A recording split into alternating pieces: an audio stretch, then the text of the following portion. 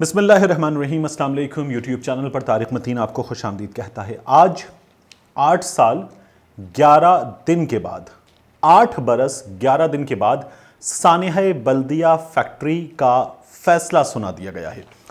یہ کیس جو ہے یہ چلتا رہا، اس کی 180 سے زائد سماعتیں ہوئیں، کیا کچھ ہوا، اور یہ جو 2 افراد آج مجرم قرار دے کر سزائے موت کے حقدار قرار پائے ہیں، یہ کتنے ذمہ دار تھے، ان کے ساتھ کیا کچھ ہوا، ان کے ساتھ موجود لوگ کتنے ذمہ دار تھے، اور کون سی چیزیں ہیں جو اب بھی جواب طلب ہے۔ اس ویڈیو میں ہم ان تمام چیزوں پر بات کریں گے۔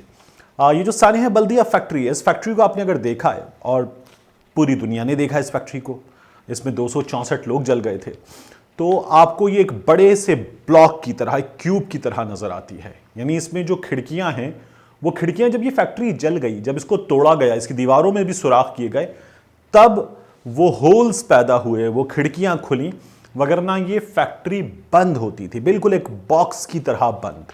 اس فیکٹری کے گیٹ پر چوکیدار موجود، اور یہ فیکٹری مکمل طور پر بند ہوتی تھی۔ اس فیکٹری میں آگ لگی، اور پھر 264 افراد جو یہاں اپنی برائے نام مزدور کے برابر روزی روٹی کمانے جاتے تھے، وہ شعلوں کی نظر ہو گئے۔ جنہوں نے جان بچانے کی کوشش کی، اوپر سے کودے، اندر سے کھڑکیاں توڑیں، کسی طرح سے ہولز پیدا کیے اور کودے، وہ گر کر مر گئے۔ جو آگ کے شعلوں سے بچے، کہیں کسی جگہ کسی کونے میں گھسے، وہ دم گھٹنے سے مر گئے۔ اور پھر 264 افراد کو مار ڈالنے کا مقدمہ جو ہے وہ چلا۔ ایک بار پھر 8 سال 11 دن کے بعد یہ فیصلہ آیا ہے۔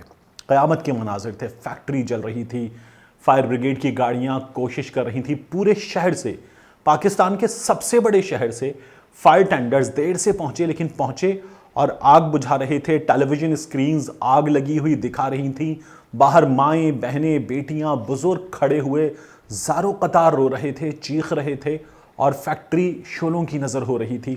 ایک انتہائی دل خراش منظر تھا، ایسا منظر جو دیکھ رہا تھا اس کا دل پھٹ رہا تھا۔ اور پھر اس کے بعد جو ان کے لیے کمپنسیشن اماؤنٹ اناؤنس ہوئی، وہ بھی کہتے ہیں کہ سب کو نہیں ملی ہے۔ بہرحال 186 سماعتیں، 400 گواہان پیش ہوئے، اور پھر رحمان بھولا، زبیر چریا سزائے موت کے حقدار قرار پائے ہیں، اور فیصلہ ہوا ہے کہ دونوں کو 264 بار پھانسی دی جائے۔ یہ علامتی طور پر ہوتا ہے تاکہ اس کی شدت ظاہر کی جا سکے کہ کیا غم و غصہ ہے اس کیس کا فیصلہ کرنے والوں کے لیے۔ یہ کیس، یہ سانحہ کتنا بڑا ہے کہ اس میں سزا اتنی بڑی دی جا رہی ہے۔ رحمان بھولا جو ہے، اب کچھ چیزیں اگر تازہ کریں، انٹرپول کے ذریعے گرفتار ہوا۔ یہ پاکستان سے فرار ہو کر ملیشیا میں رہ رہا تھا، یہ وہاں رہا ایک عرصہ، پھر اس کے بعد یہ ملیشیا سے بینکاک گیا، اور بینکاک سے جب یہ فرار ہوتا ہے انٹرپول کے ذریعے گرفتار ہوا۔ یہ جنوبی افریقہ جا رہا تھا۔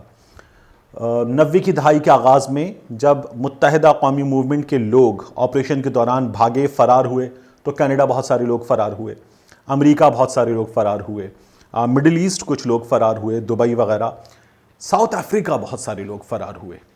میں کچھ لوگوں کو MQM کے آج وہ نامی گرامی رہنماؤں میں سے بعض کو پرسنلی جانتا ہوں جو ساؤتھ افریقہ گئے، ان میں سے بہت سارے واپس بھی آ گئے۔ تو ساؤتھ افریقہ میں اب بھی MQM کا بڑا فعال یونٹ ہے، یعنی لندن میں تو قیادت موجود ہے اور لندن میں کچھ لوگ موجود ہیں، لیکن جو سب سے فعال یونٹ ہے متحدہ قومی موومنٹ کا، جو آج بھی کراچی میں گزشتہ دنوں وال چاکنگ ہوئی تھی، بانی متحدہ کے حق میں جان سے مارنے کی دھمکیاں تھیں اور سب کچھ تھا، وہ بھی MQM ساؤتھ افریقہ یونٹ نے کیا تھا، اور اس میں لکھا ہوا تھا کہ MQM ساؤتھ افریقہ یونٹ ہے، ان کا جو کراچی ونگ ہے اس نے کیا ہوگا، وہاں سے لوگ واپس آئیں۔ تو یہ سب سے تگڑے جو لوگ تھے ان کے، جو سب سے زیادہ ڈینجرس لوگ تھے ان کے، وہ وہاں بھیجے گئے اور وہاں فرار ہو گئے۔ بہرحال یہ بھی جنوبی افریقہ فرار ہوا تھا، اس سے گرفتار کر لیا گیا۔ زبیر چریا یہیں پر گرفتار ہوا، اور زبیر چریا کی گرفتاری جو ہے وہ بھی کچھ معلومات کے نتیجے میں عمل میں آئی، اور زبیر چریا جو ہے وہ یہیں پر گرفتار ہوا۔ حماد صدیقی یہ ایک اہم ترین کردار ہے، اور یہ بڑا پراسرار کردار ہے اس پورے معاملے کا۔ حماد صدیقی متحدہ قومی موومنٹ کی 22 اگست سے پہلے والی متحدہ قومی موومنٹ جو دو نہیں ایک تھی، اس متحدہ قومی موومنٹ میں حماد صدیقی کراچی تنظیمی کمیٹی کا سربراہ تھا۔ حماد صدیقی کے بارے میں عدالت نے کہا ہے مفرور ہے، اشتہاری ہے۔ حماد صدیقی جو ہے یہ غائب ہے، حماد صدیقی مسلسل غائب رہا ہے۔ یہ اتنا پراسرار کردار ہے کہ اس کے بارے میں آدھے لوگ کہہ رہے ہیں کہ یہ انوالوڈ ہے، سب کچھ اس کے کہنے پر ہوا ہے، اس کی ایما پر ہوا ہے، اس کی ہدایات کی روشنی میں ہوتا تھا، اس کیس میں بھی اس کی ہدایات کی روشنی میں ہوا ہے۔ جبکہ ایسے لوگ بھی موجود ہیں جو کہتے ہیں کہ نہیں، یہ جو ہے حماد صدیقی کے کہنے پر نہیں ہوا۔ حماد صدیقی کو بچانے کے لیے میدان میں آنے والے بڑے بڑے نام موجود ہیں۔ مثلا پاک سرزمین پارٹی کے جو دونوں بڑے ہیں، انہوں نے حماد صدیقی کے حق میں بات کی، انہوں نے کہا کہ حماد صدیقی اس میں انوالوڈ نہیں ہے۔ تو حماد صدیقی کو بچانے کے لیے اس میں بڑے بڑے کردار جو ہیں وہ کودے۔ حماد صدیقی غائب ہے۔ حماد صدیقی کے بارے میں کہا جاتا ہے ملک سے غالباً فرار ہو گیا ہے۔ بعض لوگ یہ بھی کہتے ہیں حماد صدیقی کے بارے میں کہ وہ ملک میں کہیں مفرور ہے۔ ایک بات اور کہی جاتی ہے حماد صدیقی کے بارے میں، وہ بات میں ابھی جان بوجھ کر اس وقت اپنے پاس رکھ رہا ہوں، یہ امانت ہے، آپ کو بعد میں دی جا سکتی ہے۔ کراچی تنظیمی کمیٹی کیا تھی؟ کراچی تنظیمی کمیٹی 22 اگست سے پہلے والی ایم کیو ایم کا سب سے تگڑا ونگ تھا۔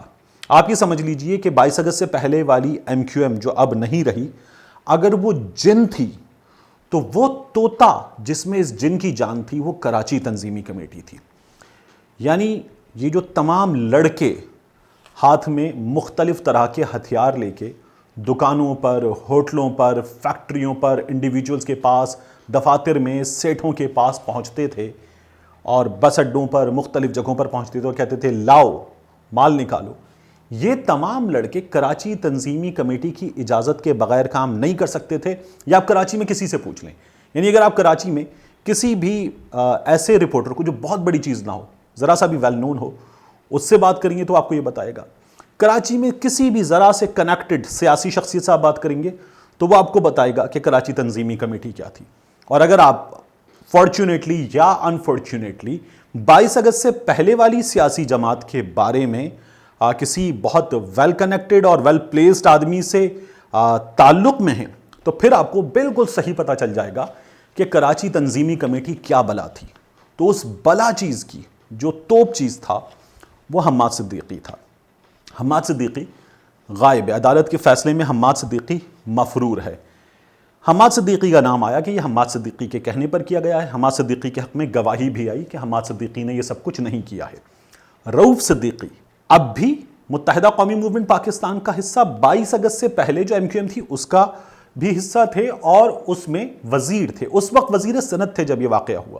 تو رؤف صدیقی صاحب نے، ہمارے یہاں یہ مثال نہیں ملتی لیکن رؤف صدیقی صاحب نے استعفیٰ دے دیا کہ جی جو انویسٹیگیشن ہونی ہے، واقعی اتنا بڑا تھا، اس انویسٹیگیشن میں مجھ پر یہ ذمہ داری عائد ہوتی ہے کہ میں کہیں اثر انداز نہ ہو جاؤں، یہ الزام نہ لگے، تو میں استعفیٰ دے رہا ہوں۔ تو رؤف صدیقی صاحب نے ایک اچھی مثال اس حد تک ضرور قائم کی کہ وہ مستعفی ہو گئے۔ آج رؤف صدیقی صاحب جو ہیں وہ بری ہو گئے ہیں۔ رؤف صدیقی صاحب کے ساتھ ڈاکٹر عبدالستار بری ہوئے ہیں، عمر حسن قادری بری ہوئے ہیں، ادیب خانم کا نام ہے بری ہونے والوں میں، اور اس کے ساتھ ساتھ جو فیکٹری کے 2 چوکیدار ہیں، فیکٹری مینیجر ہے شاہ رخ، انہیں عمر قید کی سزا ہوئی ہے، اس میں اور لوگوں کو بھی سزا ہوئی ہے۔ بہرحال یہ جو کیس تھا، اب یہ کیس آگے چلے گا اس عدالت سے، جہاں اس کی سماعت جیل کے اندر ہوئی۔ اس سماعت میں جو بھائلہ برادران تھے، فیکٹری کے مالک، ان کا جو کردار تھا وہ یہ تھا کہ انہوں نے ابتدائی سماعتوں میں آ کر بتا دیا کہ ان سے 25 کروڑ کے قریب بھتہ مانگا گیا۔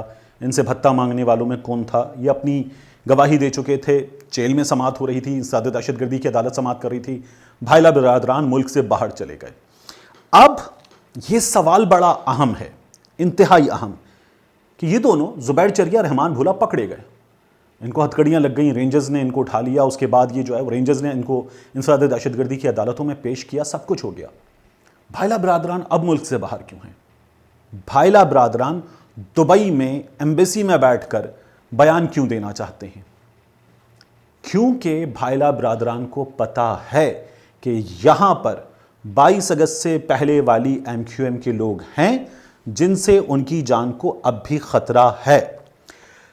एक सवाल और जो बहुत अहम है वो ये कि सिर्फ भाईला बरादरान ही नहीं, वो जो भी लोग हैं उस 22 अगस्त से पहले वाली जमात के, वो इतने तगड़े, इतने ताकतवर हैं कि उनसे सुल्तान ख्वाजा, ये JIT में अहम तरीन अफसरान में शामिल थे, ये इन्होंने भी मुल्क से बाहर बयान दिया। तो ऐसा क्या था या ऐसा क्या है कि ये लोग भी, जिनके हाथ में मुजरिमों को हथकड़ियां लगाने की जिम्मेदारी है, गिरबान से पकड़ने की जिम्मेदारी है, ये लोग भी मुल्क से बाहर बयान दें। फिर पूरे सानहे के अंदर एक चीज मैं कोशिश करूंगा कि डॉक्यूमेंट्स इसके निकाल कर लाऊं आपके लिए। ये मैं आपको इस मामले की सबसे अहम चीज बताने जा रहा हूं। पूरे सानहे में एक JIT बनी थी डायरेक्टर FIA सिंध की सरबराही में। उस JIT ने FIA के 3 अफसरान को जिम्मेदारी दी कि वो इसकी तफ्तीश करें और इसमें जो माली मामलात हैं उनकी तफ्तीश करें। ये जो अफराद हैं, इन अफराद के एसेट्स को चेक करें, इनके बैंक अकाउंट्स को चेक करें, इनकी सरगर्मियों को चेक करके इनके माली मामलात का अंदाज़ा लगाएं, पैसे कब गए, कहाँ गए, किसके अकाउंट में गए, ज़रा ट्रेस करें। उन्होंने जो डॉक्यूमेंट्स निकाले हैं वो डॉक्यूमेंट्स मेरी कोशिश है कि मैं निकाल के लाऊं आपके लिए। ये समझ लीजिए कि वो बहुत करीब हैं और मैं आपको डॉक्यूमेंट्स दे सकता हूं, दिखा सकता हूं। वो सबसे अहम चीज़ें हैं, वो चीज़ें हुकूमत सिंध मंजर आम पर नहीं लाई है। क्यों नहीं लाई है ये भी सामने आना चाहिए, क्योंकि आज जब MQM पाकिस्तान की बात करते हुए फैसल सब्जवारी ने ट्विटर पे कहा कि MQM पाकिस्तान ये बताना चाहती है कि हम दहशतगर्दी की सरगर्मियों से कोई ताल्लुक़ नहीं रखते, रऊफ़ सिद्दीकी की बरियत साबित करती है कि MQM पाकिस्तान का कोई ताल्लुक़ नहीं, तो सईद गनी ने फैसल सब्जवारी से कुछ सवालात किए कि ये लोग कौन थे, क्या थे, कहाँ थे। मैंने भी सवाल किया फैसल सब्जवारी साहब से और उनसे पूछा कि क्या 22 अगस्त से पहले वाली MQM का ताल्लुक़ था, उस ढांचे का, उस सियासी ढांचे का कोई ताल्लुक़ था। तो जब ये सवालात सईद गनी साहब ने किए तो फैसल सब्जवारी ने उनसे पूछा कि ये भी बताइए ना कि इसकी 3 JITs क्यों बनी हैं। तो बहरहाल कुछ सवालात अब भी जवाब तलब हैं। दुआ है कि आला अदालतें भी इस मामले में जल्द इंसाफ दें और हम ये देखें कि ये जो 2 मोहरें हैं, इनके पीछे इनको चलाने वाले जो लोग थे उनके गिरेबान तक हाथ जाए और वो हाथ गिरेबान को इतनी मजबूती से पकड़े कि वो हाथ ऊंचा हो और वो वहीं पे झूल के रह जाएं, दम निकल जाए उन लोगों का। मिलते हैं आपसे अगली वीडियो।